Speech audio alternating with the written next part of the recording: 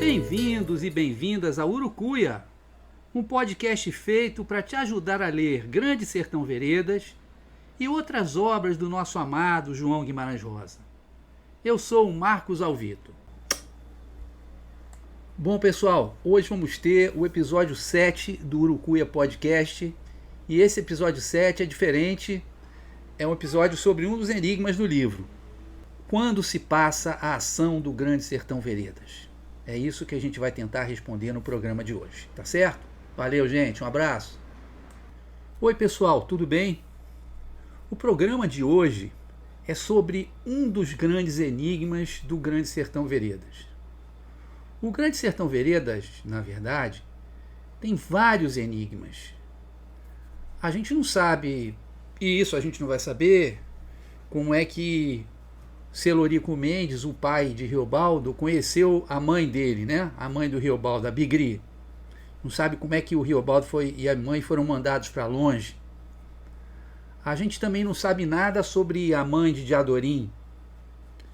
Nem tampouco sabemos por que o Joca Ramiro mandou sua única filha, Maria Deodorina, desde criança, desde menina, se travestir como um menino. E deu a ela uma educação de menino, ensinando a atirar, usar a faca, enfim, a se comportar como um menino, né? Pelo menos um menino daquela época. E hoje nós vamos trabalhar mais um desses enigmas, mas o enigma de hoje vai ser desvendado, que é o enigma seguinte. Em que época se passa o romance, a ação do romance? A ação da época em que Riobaldo estava apaixonado por Diadorim, Diadorim apaixonado por Riobaldo, e aconteceu a tragédia toda, né? Em que época se passa o romance?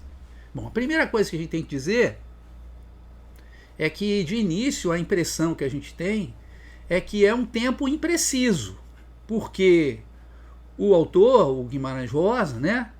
Ele faz tudo para acentuar o caráter transcendente da história, né? Uma história que tem uma dimensão universal, tanto que logo no primeiro parágrafo ele diz que o sertão está em toda parte, ou seja, serve para todos os seres humanos. Por isso ele evita ao máximo dar pistas que permitam a gente datar o romance.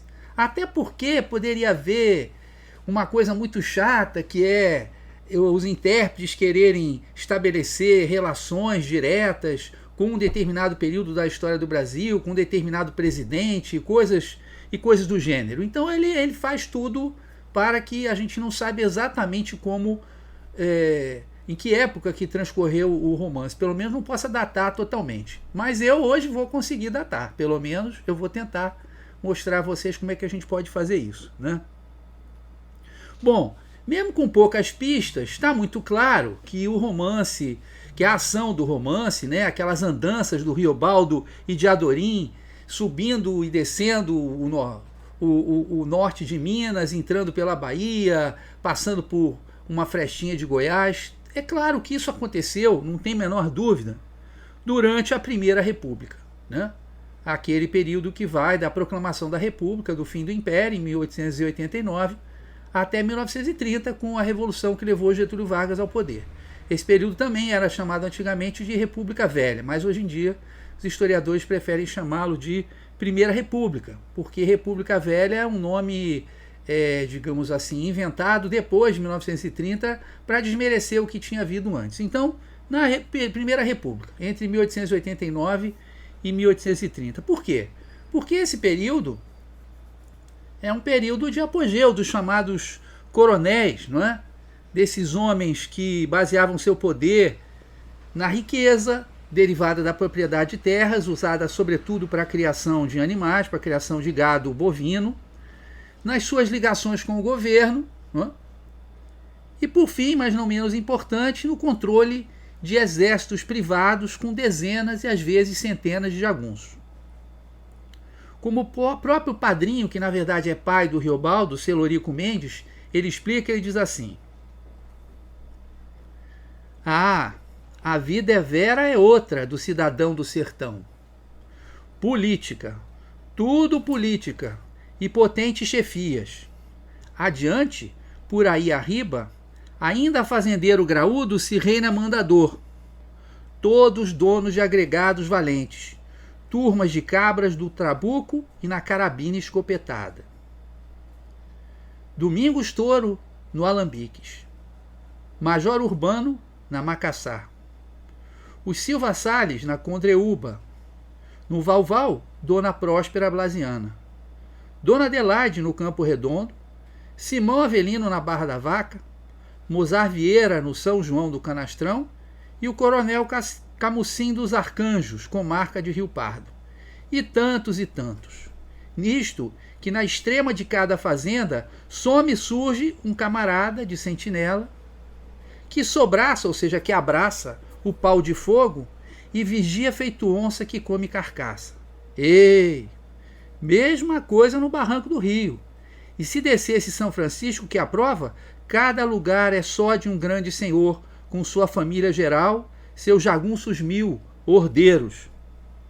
Versão Francisco da Relia, Januária, Cariranha, Urubu, Pilão Arcado, Chique-Chique e Centro-Sé.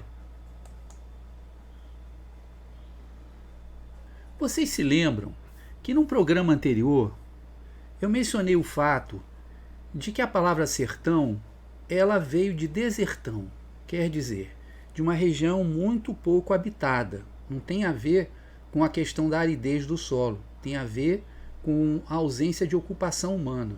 Ora, como o Brasil foi de início uma colônia voltada para a exportação de matérias-primas, né, os nossos colonizadores só se interessavam pelo litoral, onde havia os entrepostos comerciais, de onde as mercadorias eram exportadas ou importadas, e as regiões próximas, que eles utilizavam para o cultivo, né, de início da cana-de-açúcar e depois outras coisas. Mas o interior, né, era, de certa maneira, abandonado. Mas ali você tinha grandes propriedades, com criação de gado extensiva, quer dizer, usando imensidões de terra, com muito pouca gente. E esses grandes proprietários, então, viravam núcleos de poder, né? Eles é que mandavam na região. Às vezes tinham um pequeno povoado, que poderia eventualmente se transformar até numa cidadezinha, né? num pequeno município. E quem ia mandar nesse povoado? Ia ser o coronel, né? Ia ser o major, coronel, capitão da Guarda Nacional, que era um título que veio, na verdade, do século XVIII, que tinha virado um título que você podia comprar, né? Era um título, digamos assim, honorífico, que os grandes proprietários compravam, porque dava a eles esse reforço, né, de poder simbólico. Ele é um coronel, ele é um major, ele é um capitão, né? Quem tinha mais dinheiro comprava o título de coronel, quem tinha menos comprava de major, quem tinha menos ainda comprava de capitão da Guarda Nacional, né? Então esses coronéis mandavam no município, e aí tinha um troca-troca, né? O governo federal mandava verba para o município, em compensação o prefeito, né, fazia com que a população, o prefeito, que era também um coronel, fazia que a população votasse nos candidatos do governo federal, e tudo isso acontecia. Agora, de vez em quando, tinha uma oposição, e aí tinha problema. É nesse momento, né, que era importante ter os jagunços, porque quando havia disputa entre coronéis, a coisa ficava feia. Ela não era resolvida na base do diálogo, ela era resolvida na base do tiro e da faca. Por exemplo, o mesmo padrinho do Riobaldo, Celorico Mendes, explica de que eram capazes os bandos de jagunços contra os inimigos políticos dos seus patrões. O fato que aconteceu com um chefe de bando de jagunços chamado Neco, que existiu, em que em 1879 ele fez estripulias bem no norte de Minas, em Januária e Cariranha. Então o pai do Riobaldo diz o seguinte: O pessoal que eles numeravam, o Neco e um aliado, que eles numeravam em guerra, compraziam uma Babilônia. Botavam até barcas cheias de homens com bacamartes, cruzando para baixo e para cima o rio, de parte a parte. Dia e noite a gente ouvia gritos e tiros. Cavalaria de jagunços galopando, saindo para distâncias marcadas. Abriam festa de bomba real e foguetório quando entravam numa cidade. Mandavam tocar o sino da igreja. Arrombavam a cadeia, soltando os presos. Arrancavam dinheiro em coletoria, ou seja, né, na Secretaria de Fazenda da município era saqueada por eles. E ceavam em casa da Câmara, entravam ali na Câmara de Vereadores e almoçavam, jantavam como se fosse uma casa deles, né? Tempos depois, Riobaldo conversando com Zé Bebelo, que estava liderando um exército de 1000 homens, segundo ele, para acabar, para alimpar o mundo, relimpar o mundo da jagunçada braba, Zé Bebelo diz assim para Riobaldo: "Sei seja de se anuir que sempre haja vergonheira de jagunços a sobrecorja? Deixa, que daqui a uns meses, neste nosso norte, não se vai ver mais um qualquer chefe encomendar para as eleições as turmas de sacripantes, desentrando da justiça, só para tudo destruírem do civilizado e legal." Né? Lembremos que as eleições na Primeira República não eram secretas. Então o sujeito escrevia lá o voto dele e tinha alguém olhando por cima do ombro para ver quem que ele estava votando, né? E os bandos de jagunços dos coronéis, obviamente, ficavam na cidade no dia de eleição para ver se o pessoal votava direitinho. O próprio Riobaldo, ele concordava com isso e complementa para o doutor que o escuta o horror que era essas práticas dos bandos de jagunços. A gente devia mesmo de reprovar os usos de bando em armas invadir cidades, arrasar o comércio, saquear na cebaça, ou seja, de maneira extremamente violenta e desrespeitosa, escramuçar o promotor, amontado à força numa má égua de cara para trás, com lata amarrada na cauda, e ainda a cambada dando morras e aí soltando os foguetes. Até não arrombavam pipas de cachaça diante de igreja? Ou isso de expor padre e sacerdote nu no olho da rua? Claro, se o padre era a favor daquele coronel com que ele estava brigando, o padre também sofria. E ofender as donzelas e as famílias, gozar senhoras casadas por muitos homens, o marido obrigado a ver, quer dizer, as armas desses jagunços eram as piores possíveis, né?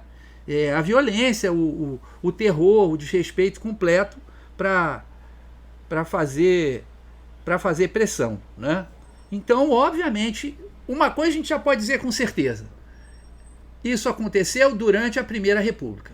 Vamos ver o que mais a gente pode dizer. Bom, apesar da gente poder dizer que com certeza a ação se passa na Primeira República, né? A gente deve perceber, como disse o Antônio Cândido, né, que falou num artigo muito importante sobre o Grande Sertão, que o Rosa tinha uma confiança total e plena na sua capacidade de inventar, né? E o Cândido acha até que o Grande Sertão Veredas tem que ser considerado uma obra de realismo mágico, né? Uma obra que dá muita licença para a imaginação. Então, é óbvio que é na Primeira República, mas você tem um elemento, por exemplo, de uma moldura medieval, né, de certos personagens. O caso de Medeiro Vaz, por exemplo, que é um cavaleiro andante, né? É um sujeito que era rico, fazendeiro, ele percebe que estava agraçando a injustiça, não é? Pelo sertão. Ele manda tocar fogo na casa, grande, na casa da família, para ninguém poder mexer com ele. Ele manda revirar os ossos da mãe no cemitério familiar, né? Que aí ele fica um homem solto no mundo, e ele sai pelo mundo, né, em busca de justiça, somente isso, sem se preocupar com mais nada. Ora, o Medeiro Vaz, inclusive, quando ele é descrito, né, é descrito como um homem muito sério, muito severo, como se fosse um homem de outra idade, de outra época, né, feito de outra natureza. E Joca Ramiro, embora não fosse o pai de... Embora, né, o Joca Ramiro, o pai de Diadorim, embora não seja descrito como uma figura tão áspera, tão, digamos assim, tão óssea quanto Medeiro Vaz, né, ele aparece belo e imponente, num cavalo branco, é chamado de imperador em 3 alturas, não é? Ele tem todos os aspectos de um chefe, de um rei medieval, né? E isso foi percebido pelo Manuel Cavalcante Proença num livro que saiu 2 anos só depois da publicação do Grande Sertão Veredas, chamado Nas Trilhas do Sertão, do Manuel Cavalcante Proença. Um livro belíssimo. E tem um capítulo que se chama Dom Riobaldo do Urucuia, em que exatamente ele fala dessas ressonâncias medievais presentes no livro, não é? Isso se enquadra também naquilo que o próprio Antônio Cândido chamou de paradoxo literário, não é? Às vezes, na ficção, a realidade ela é deformada propositalmente para que determinados aspectos dela sobressaiam. E a gente sabe que no sertão do Nordeste e também no sertão de Minas, né, a gente tinha uma adoração muito grande pela história do Carlos Magno e os 12 pares de França. Isso vai ser inclusive mencionado no livro, aparece no Grande Sertão, não é? Quando o Ricardão está fazendo um discurso contra o Zé Bebelo, que defende, né, o discurso do Ricardão defende que o Zé Bebelo seja morto como punição, o Riobaldo apresenta ele como o Almirante Balão, não é? Que é um personagem, um rei moro, né, e que é inimigo do Carlos Magno, é na verdade pai do principal inimigo do Carlos Magno. Então, esse imaginário medieval ele está propositalmente, explicitamente presente no livro, né? Mas, tirando isso, agora a gente pode ir finalmente para a nossa questão. Já sabemos que é durante a Primeira República.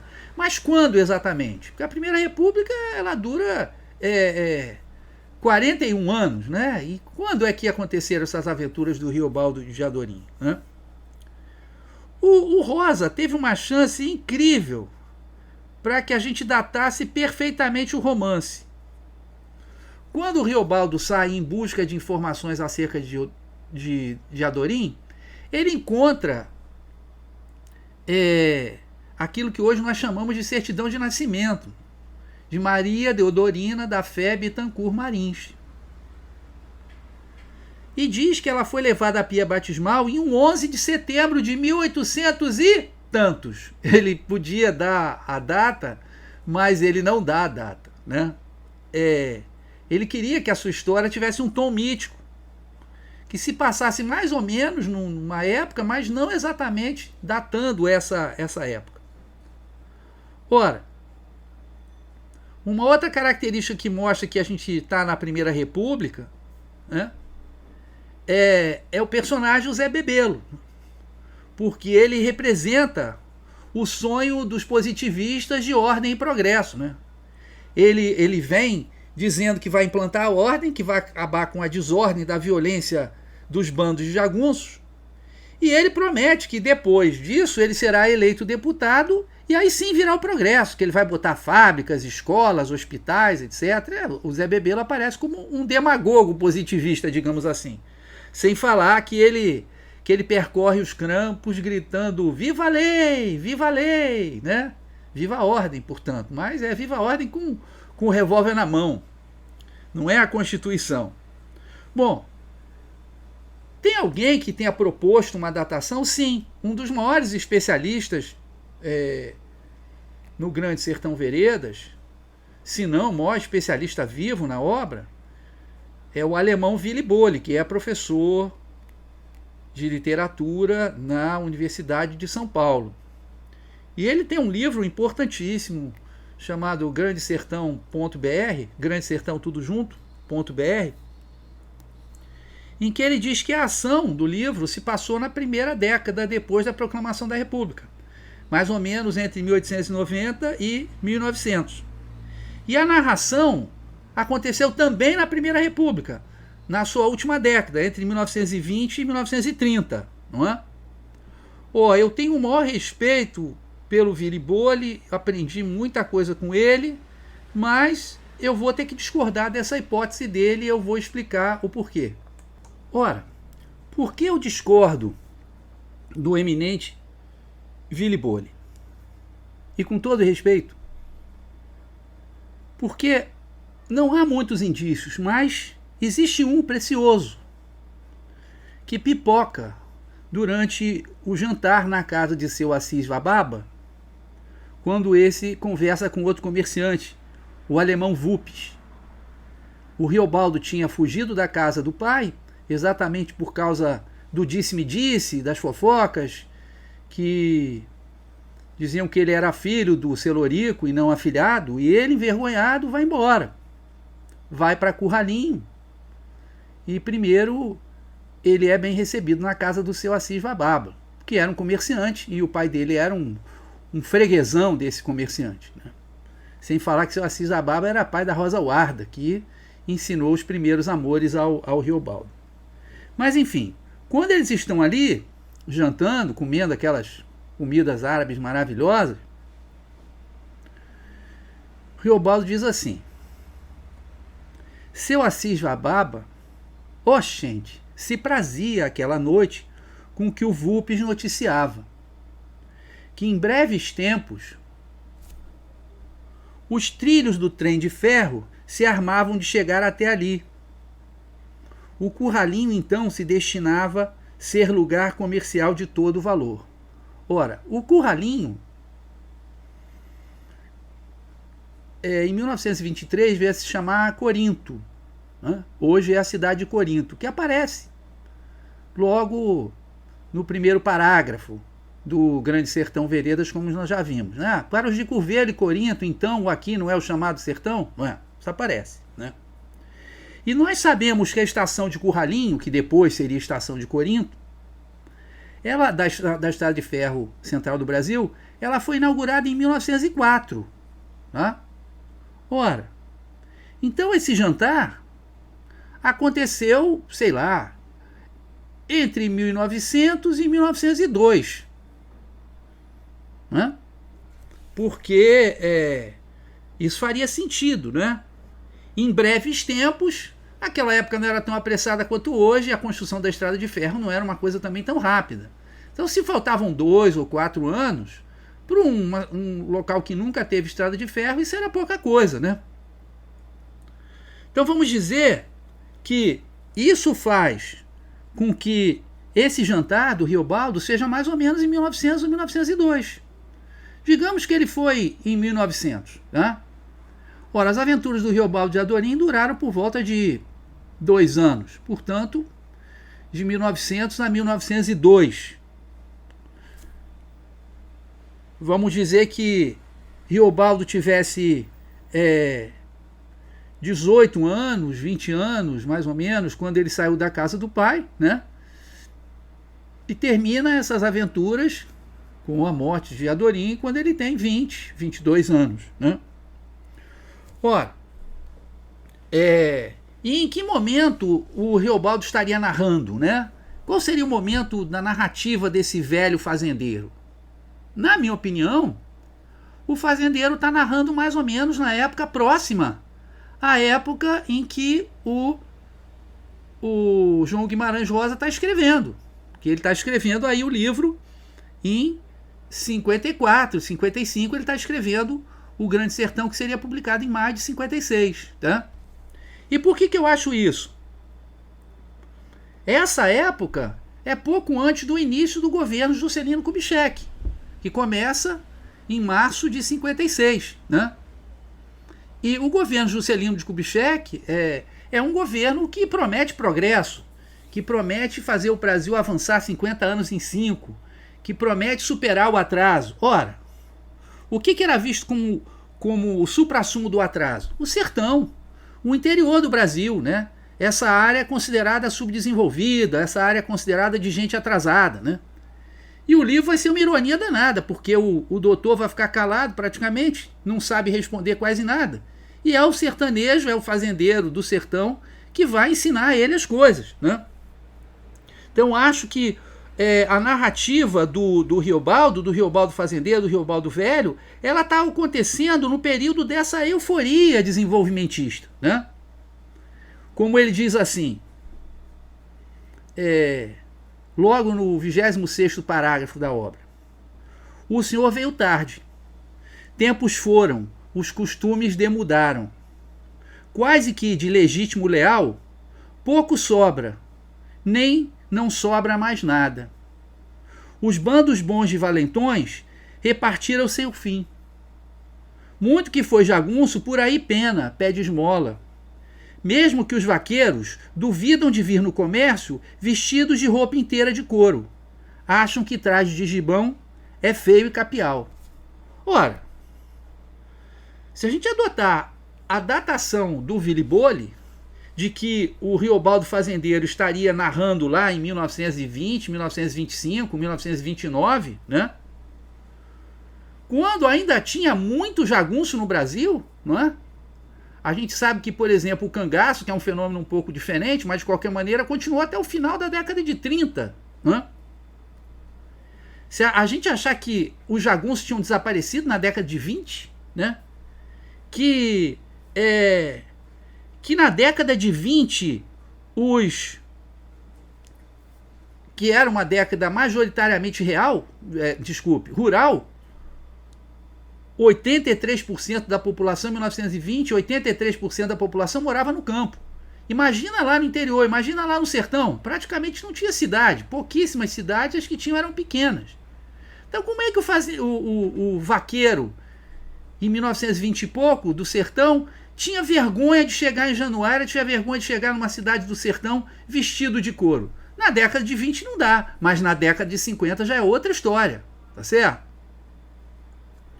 A outra coisa é que nessa hipótese do Bolle, entre 1895, que tivessem acontecido os fatos, para 1925, que ele estivesse narrando, transcorreriam apenas 30 anos, né?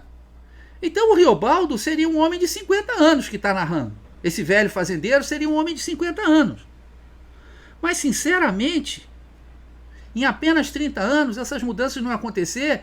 E esse velho fazendeiro que se diz à beira da morte, que se diz, né, já que pouca coisa resta para ele, como é que ele é um homem de 50 anos? Um homem que não diz ter nenhuma doença grave, um homem que é da classe dominante, que vive bem, que está protegido, que tem dinheiro para pegar o trem, para visitar o médico lá em Sete Lagoas. Como é que esse homem está na beira da morte? Agora, se pegarem a minha hipótese, que as aventuras acontecem, digamos, de 1900 a 1902, ele está narrando em 1952, são 50 anos de diferença. Aí o Riobaldo já é um homem de 70 anos. É completamente diferente, né? Então não concordo com a hipótese do Willy-Bolle, que para mim ela não faz sentido, né? Ela não faz sentido nenhum. Para mim ele é uma pessoa que realmente está no fim da vida, ou pelo menos acha que pode estar no fim da vida, e que está querendo ressignificar tudo o que aconteceu com ele nessa última narrativa, nessa narrativa completa do início ao fim da vida dele, que ele faz para o doutor. Na verdade ele não narra do início ao fim, mas ele narra aquilo que ele chama dos fatos, né, mais importantes para pensar as grandes questões dele. Tá? Então, para recapitular, na minha visão,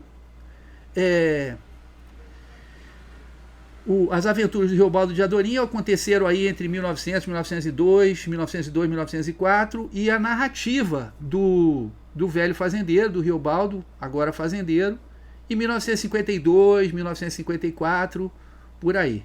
Essa é a minha hipótese para a época em que transcorre a ação do Grande Sertão Veredas e para a época em que a ação é relembrada pelo Riobaldo mais velho, tá bom? Bom, espero que vocês tenham gostado do programa, né?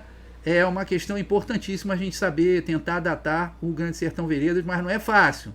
Foi um dos enigmas que o Rosa deixou pra gente, mas eu acho que ele deixou essa pistinha lá da construção da estrada de ferro da estação de Curralinho. Tá bom, gente? Valeu, um beijo então, tchau! Bom, pessoal, esse foi o episódio 7 do Urucuia Podcast. Espero que vocês tenham gostado.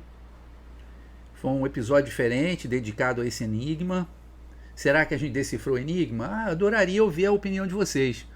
Manda aqui, bota uma opiniãozinha dentro no site ali do podcast, ou então manda um e-mail para mim, marcosalvito@gmail.com. Eu adoraria ouvir a opinião de vocês, saber o que vocês estão achando do podcast, se está ajudando vocês a ler Grande Sertão Veredas, se ele tem alguma utilidade, tá bom? Valeu, gente. Até o próximo programa. Um beijo. Tchau. Tchau nada. Agora vocês vão ficar com o melhor da festa. A música Acordais, que está no álbum do mesmo nome no Spotify, do meu amigo Alex Rocha e da Joyce Carvalhais. Então, com vocês, Acordais. Um beijo, queridos e queridas. 12 anos no meu coração. Beijão, tchau.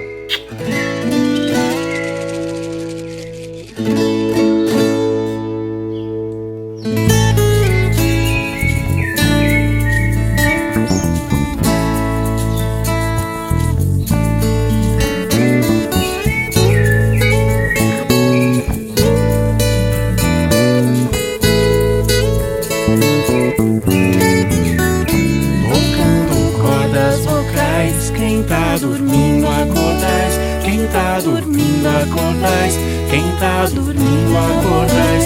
A casa agora adentrais. Quem tá dormindo, acordais. Quem tá dormindo, acordais. Quem tá dormindo, acordais.